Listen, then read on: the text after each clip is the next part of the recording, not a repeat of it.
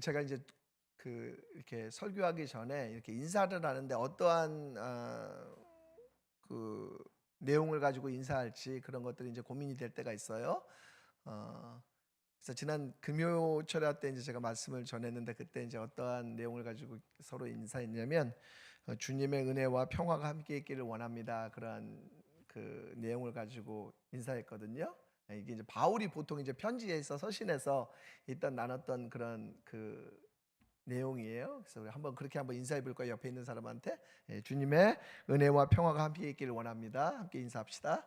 예.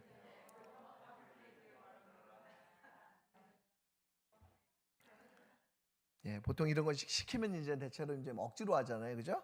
예, 근데 이게 이제 되게 의미가 있잖아요. 바울이 했던 그 평화 그리고 그 은혜, 그 의미들을 우리가 이제 사실은 되게 깊이 있는 그러한 내용들인데 우리의 어떠한 그 영혼을 담아서 만약에 이제 그 인사를 우리가 나눈다면 그것은 되게 아주 축복된 그러한 인사고 또 나눔일 수 있겠다라는 생각이 듭니다.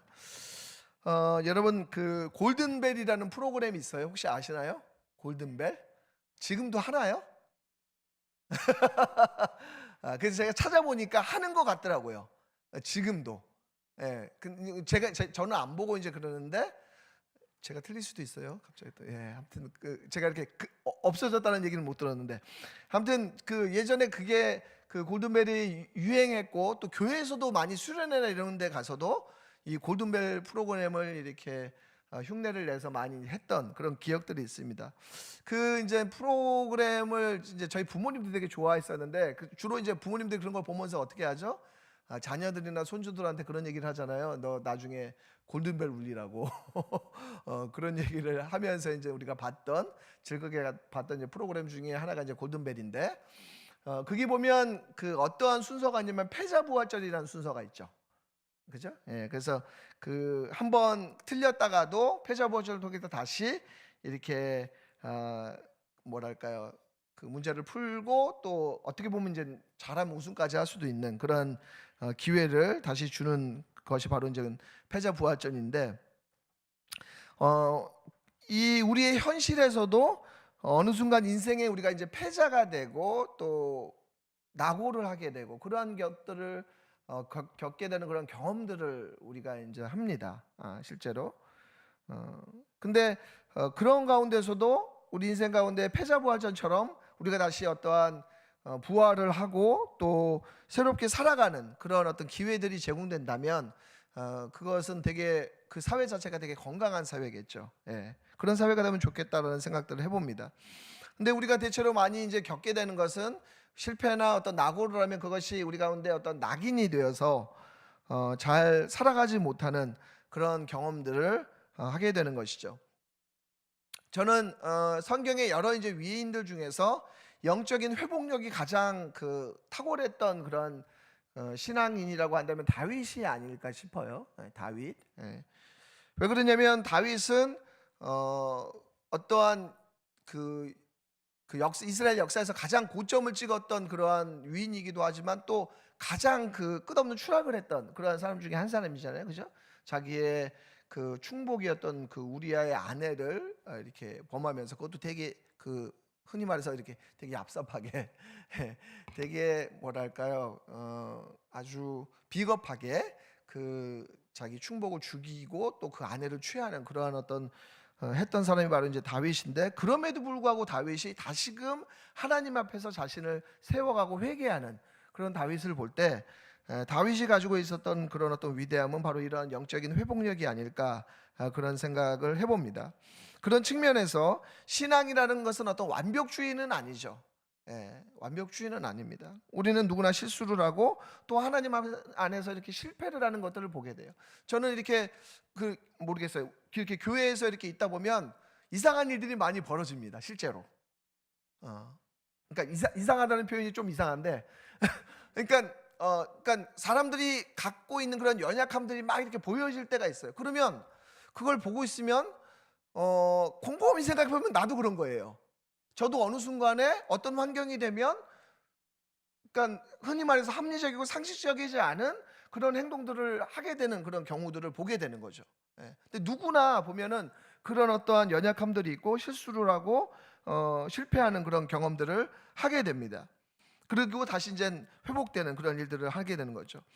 오늘 본문에 등장하는 이 요나도 마치 이제 그런 그 경험들을 하고, 오늘 말씀에 1절에 보니까 여호와의 말씀이 두 번째로 요나에게 임했다라고 얘기하고 있습니다. 그러니까 이제 요나에게 다시 세컨 찬스가 이제 주어지는 거죠. 예. 다시 기회가 제공됩니다. 요나는 1장에서 하나님의 얼굴을 피해서 다시스로 도망했죠. 우리가 지난주에 살펴봤듯이 2장에서 요나는 하나님 앞에 기도를 통해서 다시 하나님 앞에 나아가는 그러한 기도를 하면서 영적으로 회복되는 일들을 합니다. 물론 요나의 기도가 감사와 서원을 하지만 요나의 기도는 어정쩡한 주권 이양이 완전히 하나님 앞에 되지 않은 그러한 기도였음을 살펴봤습니다. 유창한 기도이긴 했지만 그렇지만 하나님의 주님의 마음을 담아내는 그러한 기도가 되지는 못했다는 것이죠. 그럼에도 불구하고 하나님께서는 요나에게 다시 기회를 주셔서 우리가 지난주에 읽었던 2장 10절의 말씀 보니까 여호와께서 그 물고기에게 말씀하시매 요나를 육지에 토했다라고 얘기하고 있습니다. 요나가 다시 육지로 나오게 된 것이죠. 그 이후에 하나님께서는 요나에게 두 번째 말씀을 허락하시는데, 그 두 번째 말씀은 첫 번째 말씀하고 동일한 그런 내용임을 우리는 알 수가 있어. 3장 2절의 말씀 보니까 일어나 저 큰 성읍 니느웨로 가서 내가 내게 명한 바를 그들에게 선포하라 하신지라. 영어로 보니까 이제 Great City 이렇게 나와요. 저 큰 성읍 니느웨. 그러니까 니느웨가 제국의 어떤 수도였고 그랬기 때문에 엄청난 그런 부와 명예와 또 문화를 가졌던 도시가 바로 니느웨였다라는 것이죠. 그리고 그 니느웨에 가서 회개의 말씀을 전해라라고 말씀하고 있습니다. 여러분, 우리는 살아가면서 나 자신의 실패를 잘 용납하지 못하는 경향이 있습니다. 여러 그 케이스들이 있지만 자기에 대한 어떤 기준이 높거나 또 그런 실수를 했을 때 많이 혼났던 그런 경험들이 있는 사람일수록 그럴 수 있죠. 약속을 늦거나 시험을 망치거나 아니면 관계의 어떤 실패를 경험하거나 그런 것들을 했을 때 자신을 잘 용납하지는 못합니다. 저도 나름대로 이제 승부욕이 있어서 운동 같은 거에서 지는 걸 굉장히 싫어해요. 그래서 이런 걸 그러니까 잘 안 지려고 하죠. 그리고 질 것 같으면 안 해버립니다. 근데 그래서 이제 그런 것들이 약이 되는 상황을 미리 차단하거나 아니면 이제 그런 것들을 스스로 잘 이제 용납하지 못하기도 하고요. 또 만약 이제 관계에서 어려움을 겪으면 그게 또 이제 오래가기도 하는 그런 이제 경험들을 합니다. 사람이 보통 자기 자신의 그런 실수를 잘 용납하지 못할 뿐만 아니라 타인에 대해서도 그런 경향들이 있는 것 같아요. 다른 사람의 어떠한 그 실수와 실책을 잘 용납하지 못하죠.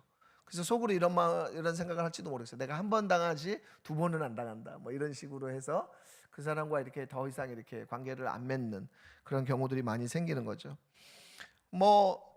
우리만 그런 것이 아니라 성경 보면 뛰어난 신앙의 영웅들 바울과 같은 사람도 그런 것들을 보게 됩니다. 제2차 선교 여행을 갔을 때 바울이 바나바가 마가의 동행을 제안했을 때 바울이 거절합니다.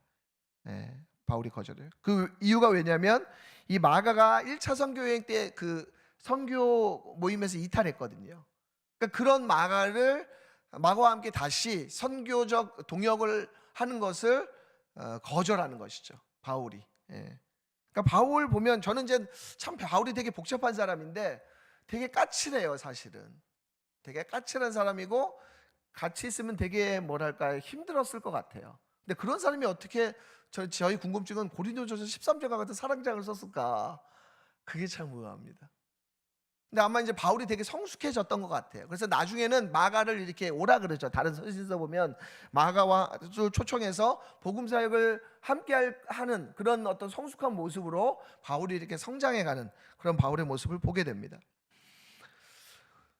여러분, 우리는 우리 자기 자신을 용납하지 못하고 다른 사람을 용납하지 못하기 때문에 우리 가운데 하나님에 대해서도 그런 이미지를 갖고 있어요. 하나님이 나를 용납하실까? 하나님이 나를 용납하실까? 그런 마음을 갖기도 합니다. 자기의 어떤 인생의 경험을 가지고 하나님 앞에 투영해요. 그래서 하나님을 엄하고 아주 꼬장꼬장한 그런 하나님의 이미지로서 살아가고, 실제로 하나님과의 관계나 이런 것들을 두려워하고 맺지 못하는 그러한 경우들을 보게 됩니다. 하나님은 자기를 버리고 주랭랑을 친 이 요나 선지자를 너그럽게 용서하고 다시 불러 주셨어요. 여러분, 예수님도 제자들의 어떤 실수와 실패를 용납하시죠. 베드로의 3번의 그 부인에 대해서 그것을 지적하거나 조인트 까지 않고 다시 이 베드로를 하나님의 일꾼으로서 세우시는, 사도의 특권을 회복시켜 주시는 그런 예수님임을 보게 됩니다. 하나님은 우리에게 요나에게처럼 이 세컨 찬스만 주신 것이 아니라 3번째, 4번째, 아니면 정말 끊임없이 우리 가운데 기회를 제공해 주시면서 우리를 품으시는 분이 바로 하나님이심을 우리는 알 수가 있습니다. 요나는 2번째 말씀을 듣게 되는 것이죠. 그리고 그 말씀은 처음 하나님께서 말씀하셨던 그런 말씀과 동일한 그런 말씀인 것입니다. 요나는 처음 하나님의 말씀을 들었을 때 그것에 동의할 수가 없었어요. 자기의 어떤 명확한 어떤 그 민족주의적 사관에 비추어 봤을 때 니느웨로 가서 회개의 말씀을 전하라는 것을 요나는 받아들일 수가 없었습니다. 그래서 1장 3절에서 여호와의 말씀을 피하려고 도망갔던 사람이 바로 요나였는데, 오늘 말씀 3장 3절에 보니까 거기서 여호와의 말씀대로 일어나 니느웨로 갔다라고 말씀하고 있습니다. 우리 3장 3절이 오늘 말씀의 핵심 구절이거든요. 다시 한번 읽어보도록 하겠습니다. 읽겠습니다. 시작. 요나가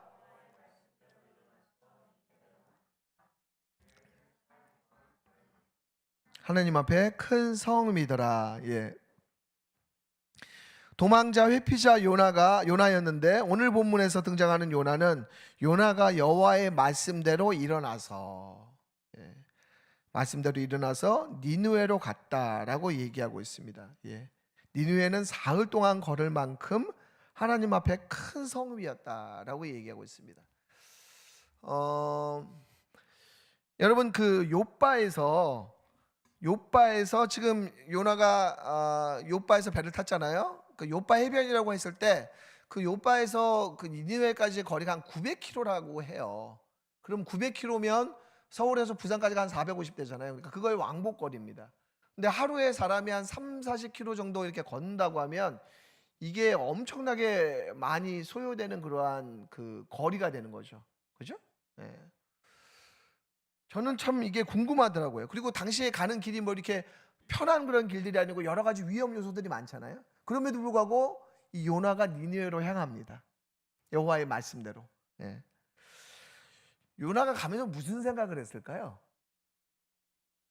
여러분 한번 상상해 보세요. 요나가 가면서 무슨 생각을 했을까요? 저는 그게 궁금하더라고요. 요나가 무슨 생각을 했을까? 요나의 이 순종을 우리가 어떻게 이해해야 할까? 3장의 순종을.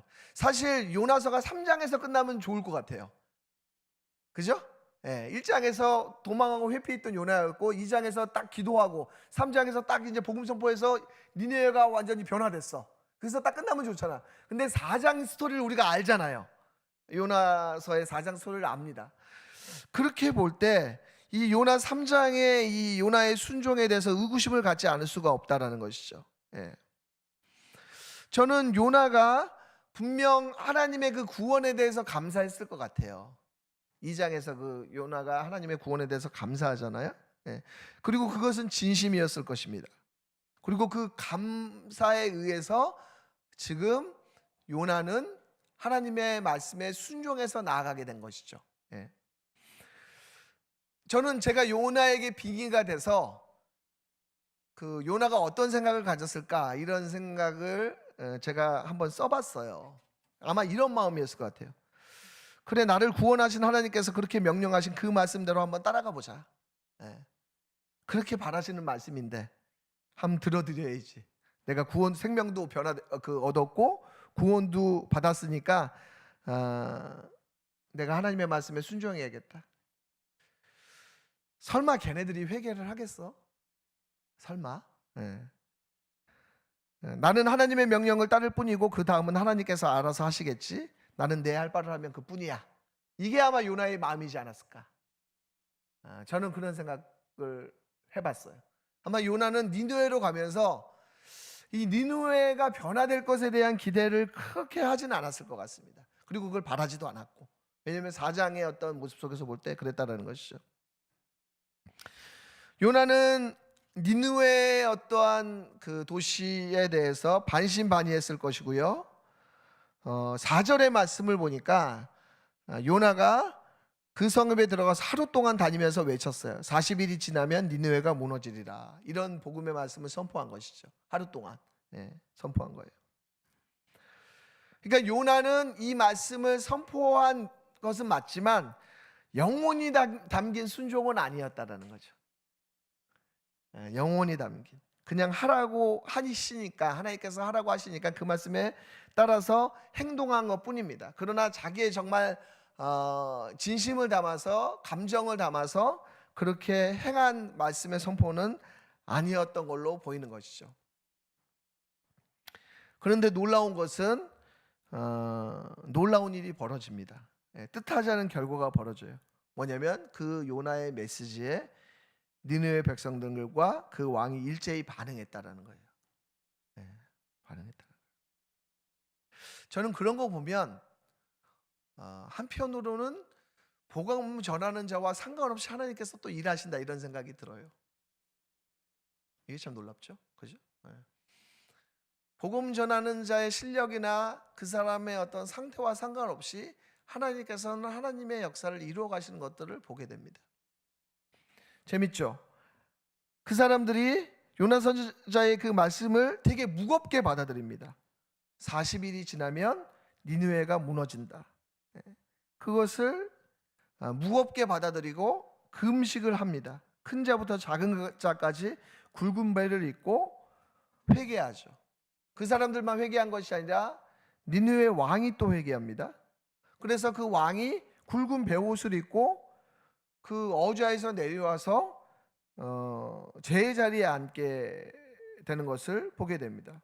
뿐만 아니라 전면적인 금식을 하죠. 오늘 말씀에 그냥 부분적인 금식을 하는 게 아니라 그 나라 전체가 굵은 배를 입으라고 얘기합니다. 사람하고 동물에게까지. 그러니까 저는 이게 되게 인상적이었거든요. 근데 고대 근동에서는 동물에게까지 이렇게 굵은 배를 입혔다 그래요. 그러니까 우리 수경 권사님 댁에 있는 그 고양이들 있잖아요. 걔네들한테 뭐 전박이 걔네들 다 이제 굵은 배 입혀가지고 이제 회개시키고 이제 금식시키고 막 이러는 거예요. 메리에게도 굵은 배를 입히면서 그렇게 이제 회개를 시키는 것이죠. 그러면서 했던 말이 있어요. 우리 8절 말씀을 같이 한번 읽어볼까요? 8절 말씀, 같이 한번 읽겠습니다. 시작. 사람이든지 짐승이든지 다 굵은 베옷을 입을 것이요 힘써 하나님께 부르짖을 것이며 각기 악한 길과 손으로 행한 강포에서 떠날 것이라 라고 말씀하고 있습니다. 이게 이제 참 회개라는 것이 이게 정말 쉬운 게 아니잖아요. 그죠?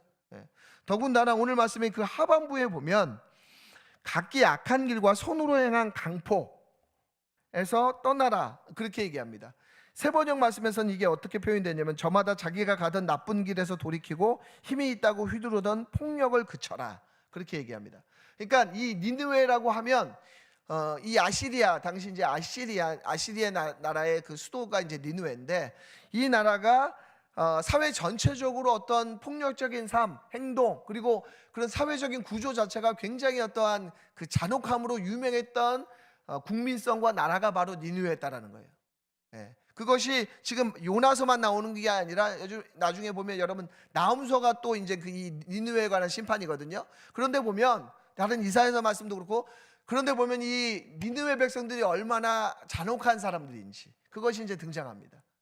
그러니까 그런 거에서 떠날 것에 대해서 말씀하는 것이죠. 그러니까 여기서 보면 요나는 아마 알았을 것이에요. 하나님께서 그 어떤 폭력적인 사회에 대해서 얼마나 진노하시는지.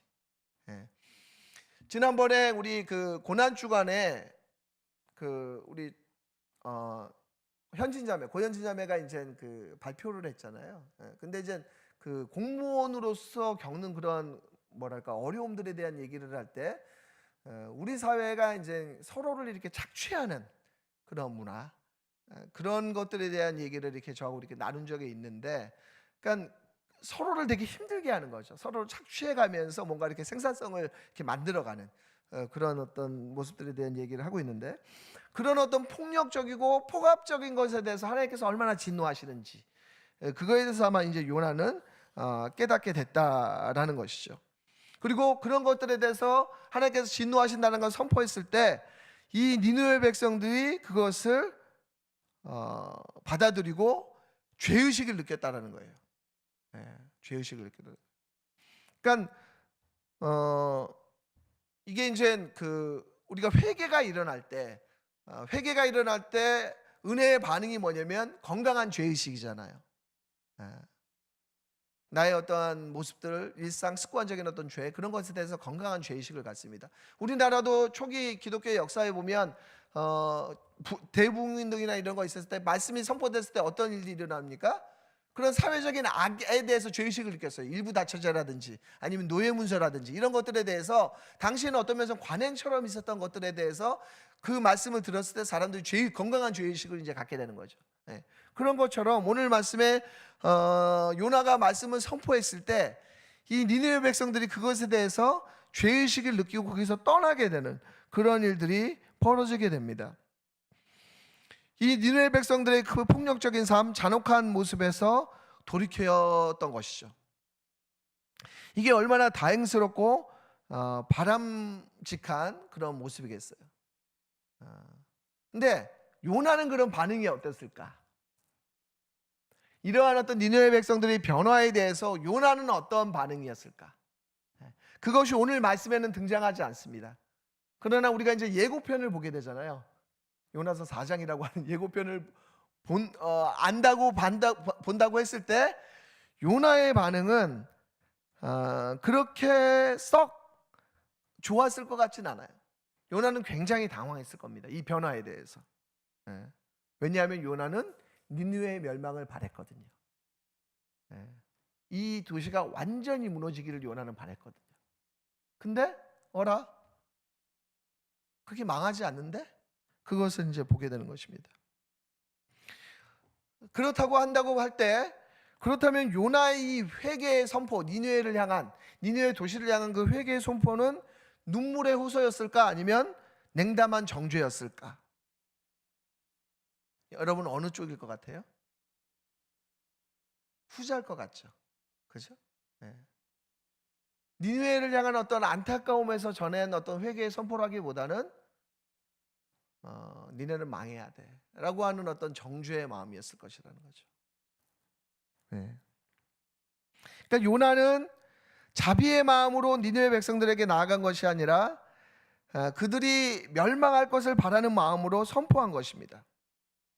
요나는 하나님께서 명령하시기를 따르긴 했지만 하나님의 마음을 가지고 그들에게 나아가지는 않았다는 것이죠. 요나는 하나님이 자신의 삶을 구속하시고 생명을 살려주신 것에 대한 감사는 있지만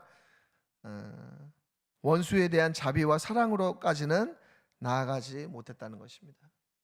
그러면서 여전히 요나는 변하지 않았던 거예요. 여전히 폐쇄적인 민족주의자로서 독단적인 도구마에 갇혀서 살아간 것이죠. 구원은 받았지만 구원하신 하나님의 뜻을 따를 만큼 변화되진 않았어요. 하나님은 자비를 베푸십니다. 은혜를 베푸십니다. 하나님은 변하기를 기대하세요. 변하기를 기대하세요. 어떤 면에서는 저는 그런 생각도 해봐요. 우리 그리스도인들이 나의 구원에 대해서 만족하면서 살아가요. 그러나 그 구원하신 하나님의 마음을 따라 세상 가운데 살진 않아. 그러면 결국은 누구를 위한 삶이에요? 우리가 구원은 받지만 나를 위한 삶인 거죠. 그죠? 하나님을 위한 삶이 아니라 전적으로 나를 위한 삶이에요. 우리는 어떻게 보면 평생 그렇게 살 수도 있어요. 하나님 앞에 구원에 대해서 감사해, 기뻐해. 그러나 그 구원을 누군가에게 나누고 전하는 데까지 우리가 나아가지는 못해. 왜? 내 안에 그 도구마에 갇혀서. 요나는 민족주의자라고 하는 자기 나름대로의 어떤 합리성과 그건 있죠. 그러나 하나님의 마음은 담지는 못해. 그렇게 살아간다는 것이죠. 그러면 우리 가운데 있는 그 도구만은 뭘까? 이 시대에. 그거는 여러 가지가 있을 것 같아요. 어떤 효율이나 이익의 관점에서 나아갈 수도 있죠. 거기에서 벗어나면 난 절대 포기할 수 없어. 관계든지 뭐든지. 내가 손해보거나 나의 효율에 맞지 않아. 그러면은 마음을 내어주지 않는 거죠. 혹은 내 안에 있는 인격적인 연약함, 시기와 질투와 상처나 이런 것들 때문에 나아가지 못하는 거죠. 그렇죠? 우리가 믿음이 성장한다는 게 뭘까요? 믿음이 성장한다는 게 그것은 어떤 종교성의 확장은 아닐 거예요.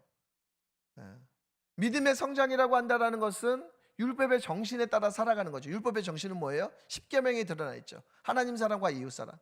하나님 사랑의 구현이 바로 십계명 앞부분에 나오는 거고, 후반부의 내용, 우리가 부모를 공경하고 타인의 우리 탐욕을 가지고 그 사람을 대하는 것이 아니라 이웃을 향한 사랑하는 것, 그것이 이제 그 이웃 사랑의 표현 가운데 등장하는 건데, 아무튼 우리가 믿음이 성장한다라는 건 하나님 사랑과 이웃 사랑이 자라가는 거잖아요.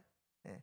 그러면 그것이 우리의 삶 가운데서, 우리 일상 가운데서 구현되어져 가는 것, 그것이 바로 하나님께서 원하시는 자비로운 삶인 거죠. 그러니까 하나님은 요나에게 뭘 알려주고 싶으셨던 것이냐면, 내가 자비의 하나님인데 너는 자비의 사람이 되라는 겁니다. 근데 요나는 그렇게까지 나아가지 않는 거예요. 오케이, 하나님은 자비의 하나님이에요. 그 자비로 저를 구원해 주셔서 너무 감사해요. 근데 내가 자비의 삶을 살고 싶진 않아. 예. 내가 그렇게 나아가고 싶진 않아. 난 절대로 그렇게 나가지 않을 거야 라고 요나는 다짐하는데, 하나님께서는 요나에게 네가 자비의 사람이 되라 라고 말씀하는 거죠. 그죠? 예. 저는 이 말씀을 보면서 떠올랐던 장면이 생각났어요. 그것은 뭐냐면 사마리아 사람이죠. 신약 성경에서 사마리아 사람과 대비됐던 사람이 어떤 사람입니까? 레위인과 종교 지도자들. 그 사람들은 상한 사람들을 보고 지나쳤던 사람들이잖아요. 이제 사마리아 사람은 어떻게 하죠? 그 사람을 돌봐줄 뿐만 아니라 그 사람을 위해서 여비까지 챙겨주면서 그 사람의 회복을 위해서 나아갔던 사람이 바로 사마리아임을 우리는 보게 됩니다. 우리가 2024년도 표로 삼았던 이 주제, 사랑하라 사람을 그리스도처럼 라고 한다고 할 때, 우리는 여전히 우리 안에 어떤 틀 속에 갇혀있는 삶을 살아가기 쉬운 사람들인 것 같아요. 나의 어떤 경험과 관점에서 사람을 대하고 상황을 대하고 살아가기 쉬운 그러한 사람들인 것 같습니다. 하나님께서 우리 가운데 요구하시는 그러한 진정한 마음은 바로 네가 구원받은 자답게 구원을 베푸는 그러한 넉넉한 삶으로 우리를 초대하고 있다는 것이죠.